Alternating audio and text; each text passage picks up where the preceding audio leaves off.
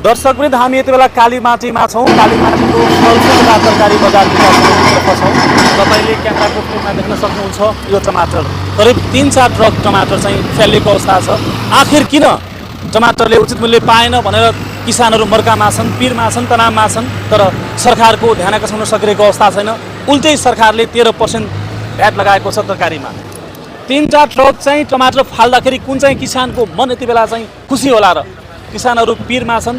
किसानहरूले मेहनत गरेर फलाएको टमाटरलाई चाहिँ यसरी फालिँदाखेरि टमाटरले उचित मूल्य पाएन। हामीले यसलाई बेचेर के गर्ने, यसलाई कहाँ राख्ने भनेपछि यो बिहानको समस्यालाई हामी तपाईँहरूमा जस्ताको तस्तै राख्यौँ। अब हामी कुराकानी गर्छौँ यसै कालीमाटी फलफुल तथा तरकारी बजार विकास समितिका उपनिर्देशक विनय श्रेष्ठसँग हामी कुराकानी गर्छौँ। भिडियो सुरुदेखि अन्तसम्म नकाटेर हेर्नुहोला। नमस्कार, म हुँ मिलन विष्ट। तपाईँ यति बेला हेर्नुहुन्छ आहा नेपाल टिभी, आहा न्युज टिभी र आहा नेपाल टिभीको फेसबुक। हामी यति बेला कालीमाटीमा छौँ। आज बिहानै कालीमाटी, पछिल्लो समयमा कालीमाटीको एउटा कुरा चाहिँ सामाजिक सञ्जालमा निकै भाइरल भइरहेको अवस्था छ। भाइरल त्यो अर्थमा कालीमाटी फलफुल तथा तरकारी बजार विकास समितिका यति बेला हामीसँग उपनिर्देशक हुनुहुन्छ विनय श्रेष्ठ। उहाँको कार्यकक्षमा हामी छौँ। आज बिहान मात्रै कालीमाटी तरकारी बजारको गेटमा 3 ट्रक, करिबन 3 ट्रक चाहिँ टमाटर फ्यालिएको छ, नष्ट गरेको छ। किसानले पसिना बगाएर उब्जनी गरेको टमाटर, त्यो पनि स्वदेशी टमाटर यसरी फालिदिँदाखेरि देशमा कस्तो सन्देश प्रभाव होला? यो बारेमा सम्बोधन हुने या नहुने, त्यो बारेमा तपाईँले आफ्नो मत कमेन्ट गर्नुहोला। हामी भने कुराकानी गर्छौँ खास के हो कारण, के हुन सक्छ यसको समाधान, त्यसतर्फ हामी ध्यान आकर्षण गर्छौँ। यसै कालीमाटी तरकारी तथा फलफुल बजार विकास समितिका उपनिर्देशक विनय श्रेष्ठसँग हामी कुराकानी गर्छौँ। उहाँको राय के छ, भिडियो सुरुदेखि अन्तसम्म नकाटेर हेर्नुहोला। स्वागत छ हजुरलाई। हजुर, धन्यवाद हजुर। हजुरको कार्यकक्षमा आज हामी आइपुग्यौँ। खासमा चाहिँ आज बिहान मात्रै कालीमाटीको बजार जुन व्यवस्थापनले गरिरहेको अवस्था छ, कालीमाटी फलफुल तथा बजार विकास समितिको प्रवेशद्वारमा 3 ट्रक जति टमाटर फालिएको छ। 3 ट्रक भनेको धेरै हो, त्यो करिबन त्यति ट्रक फालिएको छ। हामी त्यसको डम्पिङ साइडमा गएर पनि अहिले भर्खरै टमाटर फालेको, त्यसलाई फोहोर मैला व्यवस्थापनमा फैलेको अवस्थालाई चाहिँ क्यामेरामा कैद गऱ्यौँ। खासमा किन फालिएको हो यो, यहाँलाई के जानकारी छ? आजको जुन घटना भएको छ यो एकदमै पीडादायी छ। अब यो किसानको तर्फबाट पीडादायी त छँदैछ हैन। अब हामी यो बजार सञ्चालन गर्ने निकायको रूपमा रहेको निकायको लागि पनि पीडा भएको छ। किन भन्दाखेरि चाहे त्यो किसानको होस् अथवा चाहिँ व्यवसायको होस्, जसको भए पनि त्यो उत्पादन गर्नको लागि केही न केही श्रम लगानीहरू खर्च भएको छ।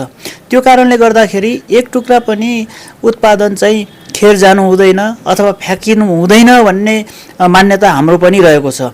तापनि कतिपय कारणले गर्दाखेरि आज किसानहरूले सडकमा केही परिमाणमा विशेष गरेर गोलभेडा फ्याँकेर चाहिँ आफ्ना असन्तुष्टिहरू, आफ्नो वेदनाहरू चाहिँ प्रकट गर्नुभएको देखिएको छ। यो पक्कै पनि अब यो चाहिँ अलिकति अब दुःखदायी घटना नै हो। यो चाहिँ यस्तो किसिमको घटना हुनु हुँदैन भन्ने हाम्रो पनि धारणा छ। तर अब यस्ता किसिमका अवस्थाहरू समय समयमा यो बजार सञ्चालन व्यवस्थापन र बजारीकरणको सन्दर्भमा देखिने गर्छ र देखिरहेको छ। आजको घटना यो कालीमाटी बजारको यस्तो किसिमको घटनाहरू योभन्दा पहिले पनि भएका थिए र केही महिना पहिले चितवनको सडकमा पनि यो किसिमको अवस्था देखिएको थियो। अब यसको वास्तविक कारणहरू खोज्ने हो भने विभिन्न कारणहरू यसमा कारक तत्त्वको रूपमा देखिन्छन्।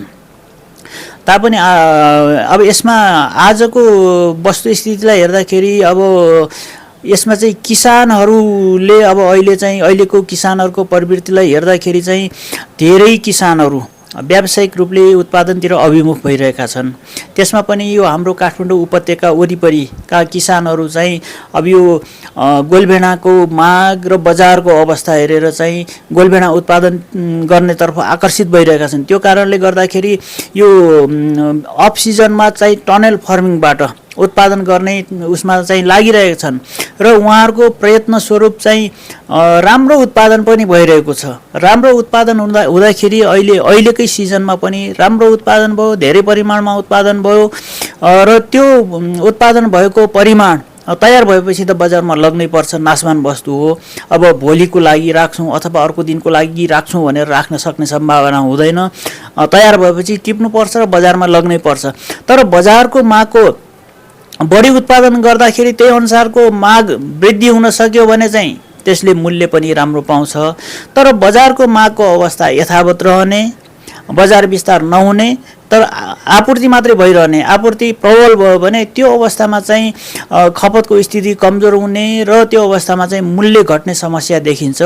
त्यही समस्याको प्रतिबिम्ब आजको घटना हो। जस्तो मैले बुझेको कुरा खासमा चाहिँ काठमाडौँमा, भक्तपुरमा, ललितपुरमा चाहिँ जग्गा भाडामा लगेर अफ सिजनमा पनि टमाटर फलाउन सकिन्छ र फलाउनु पर्छ भन्ने जुन मूल्य र मान्यता अगाडि बोकेर किसानहरू चाहिँ उपत्यकाभन्दा बाहिर किसानहरू चाहिँ एकदम लालच भएको अवस्था छ।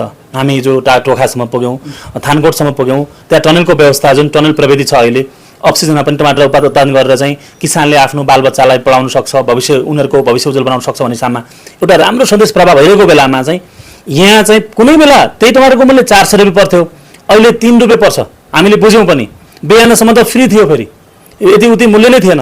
यस्तो हुँदाखेरि यही टमाटरलाई चाहिँ सडक पेटीमा नफालिकन त्यो टमाटरलाई सही तरिकाले व्यवस्थापन गर्ने बजार समितिको अथवा बजार सञ्चालक समितिको, व्यवस्थापन समितिको दायित्व हो कि होइन? यो खासमा यो टमाटरबाट त तपाईँको कम्तीमा पनि ससेज बनाउन सकिन्थ्यो होला।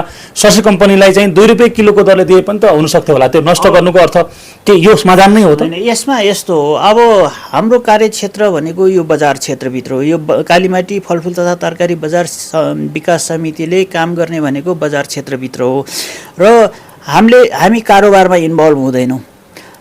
कृषि वस्तुहरूको कारोबारको लागि जे जति पनि हामीसँग बजार सेवा सुविधाहरू छ त्यो हामीले व्यवसायहरूलाई उपलब्ध गराउँछौँ, किसानहरूलाई उपलब्ध गराउँछौँ होइन। र त्यो अनुसार चाहिँ हामीले अब जस्तो व्यवसायहरूलाई हामीले पहिलेदेखि स्टल उपलब्ध गराउँदै आएका थियौँ र यसमा चाहिँ किसानहरूले चाहिँ हाम्रो सामान, हाम्रो उत्पादन आफै उत्पादन गर्नको लागि ठाउँ भएन भन्ने उहाँहरूको गुनासो हुँदाखेरि अघिल्लो आर्थिक वर्षदेखि हामीले होल्डिङ यार्डको पनि प्रावधान गरेका छौँ र आज चाहिँ त्यो होल्डिङ यार्डमा किसानहरूले नियमित रूपमा सामानहरू ल्याउने र वितरण गर्ने आफ्नै हातले त्यो प्रक्रिया भइरहेको छ। र आज जुन भ्यालीको गोलबेडा छ त्यो ठाउँमा चाहिँ किसानहरूले ठुलो परिमाणमा गोलबेडाहरू ल्याएर राख्नुभएको थियो र अब यो गोलबेडाहरू चाहिँ बजारको मागभन्दा बढी भयो, खपत हुन सक्ने स्थिति भएन। सामान्य दिनमा हाम्रो बजारमा 60 देखि 70 मेट्रिक टन गोलबेडाहरू भित्रिने गरेको थियो। अहिले कति छ? तर अहिलेको यो केही दिनको आगमनलाई हेर्दाखेरि निकै नै उतार चढावपूर्ण देखियो। कुनै दिन त्योभन्दा बढी परिमाणमा आउने, कुनै दिन त्योभन्दा कम परिमाणमा आउने र हिजोको दिनको आगमनलाई हेर्दाखेरि करिब 95-96 टन भित्रिएको देखिएको छ। त्यो सामान्यभन्दा धेरै नै बढी हो। बढी भएपछि त्यसलाई चाहिँ नियन्त्रण गर्ने कसरी? अब यसमा के भन्दाखेरि होइन, अब यो चाहिँ हाम्रो बजारले कन्ज्युम गर्न सक्ने क्यापेसिटी भन्दा बढी हो र अहिलेको के छ भन्दाखेरि टनेल फार्मिङबाट जुन उत्पादन भइरहेछ त्यो उत्पादनहरू हाम्रो बजारमा आउनुको सट्टा स्वतन्त्र रूपमा अन्य बजारमा, काठमाडौँमा त अरू बजारहरू पनि छन् नि, ती बजारहरूमा पनि जाने गरेको थियो। त्यो बजारहरूमा पनि खपत हुन नसकेको कारणले गर्दाखेरि अधिकांश व्यवसायीले ठुलो बजार भएको कारणले गर्दाखेरि यहाँ ल्याउनु भयो। यहाँ पनि खपतको स्थिति त्यही कमजोर नै रह्यो। खपत हुन सकेन अनि फैलियो। अब त्यो खपत हुन नसक्ने स्थिति भएको कारणले गर्दाखेरि चाहिँ अब यसमा चाहिँ अब त्यसलाई चाहिँ होल्ड गर्ने क्यापेसिटी हामीसँग छैन, कोल्ड स्टोरहरूको प्रावधान छैन र बजारमा ल्याइसकेको सामानहरू त अब त्यो ताजा नासमान वस्तुहरू चाहिँ त्यो बिग्रिने प्रक्रिया सुरु भइसकेको हुन्छ। त्यो बिग्रिने प्रक्रिया सुरु भइसकेको वस्तुलाई कोल्ड स्टोरमा अथवा कुनै उपाय गर्दाखेरि पनि त्यसको डेटोरेसन प्रोसेसलाई चाहिँ रोक्न सकिएन। त्यो कारणले गर्दाखेरि चाहिँ खपत पनि नहुने र किसानले आफ्नो लागत पनि उठाउन नसक्ने परिस्थिति भएको कारणले गर्दाखेरि सम्भवतः मलाई लाग्छ किसानहरूले आफ्नो पीडा अब त्यो आफ्नो उत्पादनलाई चाहिँ सडकमा फालेर व्यक्त गर्नुभएको हो। जस्तो यसै बजार कालीमाटीको बजारभित्र हामी तरकारी किन्न आउँदाखेरि पनि कुनै पनि तरकारीको मूल्य एकनासको देखिँदैन, पसल पछि फरक देखिन्छ नि। त्यसको मूल्य निर्धारण कसले गरिदिने हो अथवा बजार सञ्चालक समितिले त्यसको निगरानी गर्ने हो या होइन, अनुगमन गर्ने हो या होइन, खास के हो त्यो प्रश्न पार्दैन। यसमा चाहिँ अब यो चाहिँ अब हाम्रो बजारमा चाहिँ विशेष गरेर चाहिँ पेरिसेबल प्रोडक्टहरूको कारोबार हुन्छ, विशेष गरेर तरकारीहरू अति नै नासमान वस्तुहरू हो। त्यसमा चाहिँ उसको चाहिँ सबै कमोडिटीहरूको एउटै कमोडिटीको पनि क्वालिटी सेम हुँदैन। जस्तो भन्नुहोस् चाउचाउको जुनसुकै पसलमा गयो भने पनि क्वालिटी एउटै हुन्छ, वेट एउटै हुन्छ, रूपरङ एउटै हुन्छ, स्वाद एउटै हुन्छ। तर यहाँ के भन्दाखेरि यहाँ बिक्री हुने जुन कृषि वस्तुहरू हो, जस्तो गोलभेडाकै भनौँ न, कुनै बढी पाकेको हुनसक्छ, कुनै गलिसकेको हुनसक्छ, कुनै अलिकति ठिक्कको अवस्था हुनसक्छ, कुनै काँचो हुनसक्छ। त्यस्तै किसिमले त्यो कुन सोर्सबाट आएको, काभ्रेबाट आएको हो कि धादिङबाट आएको हो कि काठमाडौँबाट आएको हो कि टनेलको हो कि ओपन प्रोडक्सन भएको हो कि तराईको हो कि, यी विभिन्न कुराहरूले गर्दाखेरि एउटै समयमा पनि मूल्य फरक हुनसक्छ। र अब यसमा चाहिँ जहाँसम्म अब मूल्य निर्धारणको कुरा छ, अब यो खुल्ला बजार हो हैन। अब यसमा चाहिँ हामीले मूल्य निर्धारणमा कुनै किसिमको भूमिका खेल्दैनौँ, हामीले त्यस्तो किसिमको कुनै किसिमको म्यान्डेट पनि छैन। हामीले यो अब पेरिसेबल प्रोडक्ट भएको हुनाले चाहिँ मूल्य निर्धारण गर्न सक्ने सम्भावना पनि छैन। मूल्य निर्धारण गर्ने हो भने पनि त्यो निर्धारण गरिसकेपछि अब त्यो बिक्री नभएको अवस्थामा अथवा बढी मूल्यमा बिक्री भएको अवस्थामा के गर्ने भन्ने किसिमको कुराहरूमा चाहिँ अब त्यस्तो किसिमको स्पष्ट नीति निर्देशनहरू छैन। त्यो कारणले गर्दाखेरि हामीले मूल्य निर्धारणमा चाहिँ कुनै किसिमको भूमिका खेल्दैनौँ।